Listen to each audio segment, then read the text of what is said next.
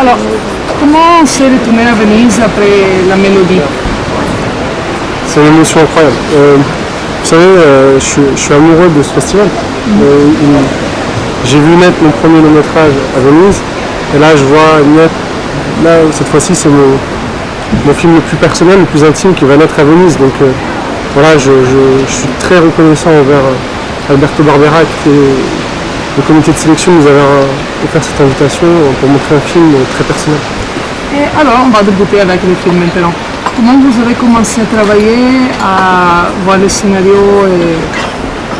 C'était en 2013 où j'avais déjà un désir de raconter cette histoire et j'avais la volonté de faire un film d'aventure, mais qui soit aussi un film qui traite de sujets sociaux et politiques assez sensibles, et aussi un film extrêmement intime parce que ça parlait de l'amour de mon petit frère. Donc voilà, il y avait toutes ces choses qui se mélangeaient, et donc ça a pris très longtemps pour nous de finir ce scénario parce qu'il a été fini en 2020, donc ça a pris 7 ans d'écriture pour que l'on ait un objet fini. Et comment vous avez fait pour choisir les personnages, les acteurs pour faire ce film? Pour moi, c'est pas que je les ai choisis, c'est que c'était une évidence. J'imaginais pas d'autres acteurs et j'ai eu la chance d'avoir tous les acteurs que je rêvais d'avoir dans mon film, ils sont là, et pour moi ça c'est fantastique. Et ils m'ont tellement donné, on a des acteurs qui ont beaucoup de talent, une grande sensibilité, et ça pour un réalisateur c'est un rêve. Et quand vous avez fait le film, les scènes, il y a eu des difficultés particulières dans l'aspect technique, mais aussi j'imagine émotionnel parce que... L'aspect technique, c'est jamais compliqué, la technique ça se travaille. L'émotion c'est quelque chose d'autre. L'émotion c'est trouver la bonne distance, et pour moi c'était important de toujours rester à une distance de cinéma. Donc ce que j'ai fait c'est que j'ai pris la réalité et j'ai essayé de la transformer en un objet de cinéma. Et donc d'avoir un vrai objet artistique qui sorte, et non pas une retranscription de ce que j'ai vécu seulement.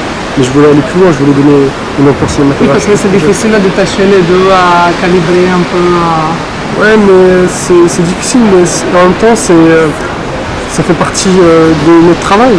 Si on veut faire un film là-dessus, ça n'a aucun intérêt pour moi de raconter juste mon histoire aux spectateurs. Moi je fais des films pour les gens.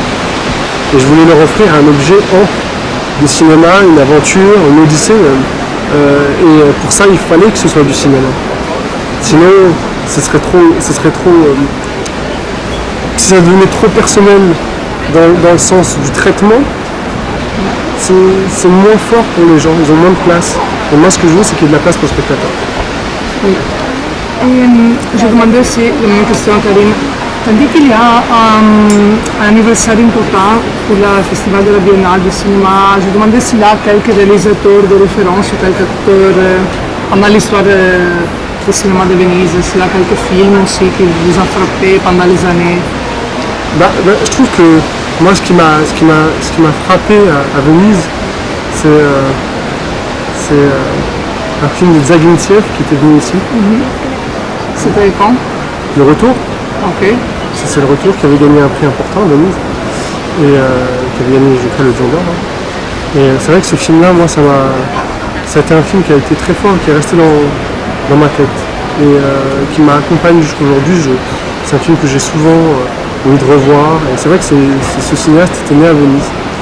Donc voilà. Mais le Festival du cinéma de Venise, le problème c'est qu'il y a tellement de grands films qui viennent ici, il y a tellement de grands réalisateurs que c'est compliqué de citer qu'une ou deux anecdotes. Mais récemment, c'est vrai que quand j'ai vu Nomadland, c'est un film qui m'a beaucoup touché, quoi, aussi.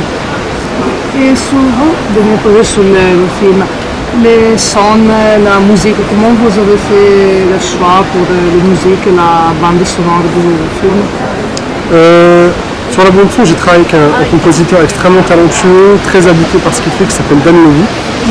Et ensemble, on a essayé de faire un film qui soit pas romantique. On voulait pas que la musique soit romantique, on voulait que la musique soit un élément du film qui soit un personnage, qui apporte une couche de lecture différente et qui donne de l'ampleur aux séquences, sans jamais rentrer dans quelque chose de sentimentaliste. Et c'est vrai qu'on a travaillé très longtemps en amont, avant le tournage sur la musique. Donc la grande partie de la BO du film avait été faite avant le tournage. Ah d'accord, vous avez déjà l'idée de... Dan avait déjà vraiment beaucoup travaillé en amont. Et puis vous l'avez installé, vous avez vu que c'était... Après on a retravaillé. Après on a affiné, on a composé des choses en plus, mais il y avait tout un ensemble de musique qui était déjà là et ça nous a permis après d'avoir beaucoup plus de liberté parce qu'on savait ce qu'on faisait. Donc on a essayé des choses différentes. Ça c'était extrêmement intéressant. Je vous souhaite bonne chance pour la première et vos projets pour le futur. Ah, le futur. Pour l'instant, c'est trop tôt pour parler du futur. Je suis très bloqué dans le présent. Je sais pas encore, mais ouais, je pense que je vais laisser passer le festival. Je vais laisser passer quelques semaines et puis je vais me remettre au travail. Au café avec mon ordinateur, je vais écrire. Voilà. D'accord, merci. Merci beaucoup. Ok. Vous avez-vous déjà quelque chose cette année ou... Là, je tourne un truc qui s'appelle, qui est comme on tourne en novembre avec à Taïwan normalement un film qui c'est comme Paris je t'aime, New York je t'aime, et on fait partie de cette aventure. On va aller taper pendant 4 jours pour tourner un court métrage qui va faire partie d'un ensemble de court métrages de plusieurs réalisateurs internationaux à Taipei. Ah, c'est joli comme... C'est cool, ouais, ça fait du bien. Ça c'est futur immédiat, mais j'aurais pu vous en parler d'ailleurs. Ok, c'est quelque chose... Pour la prochaine fois. D'accord.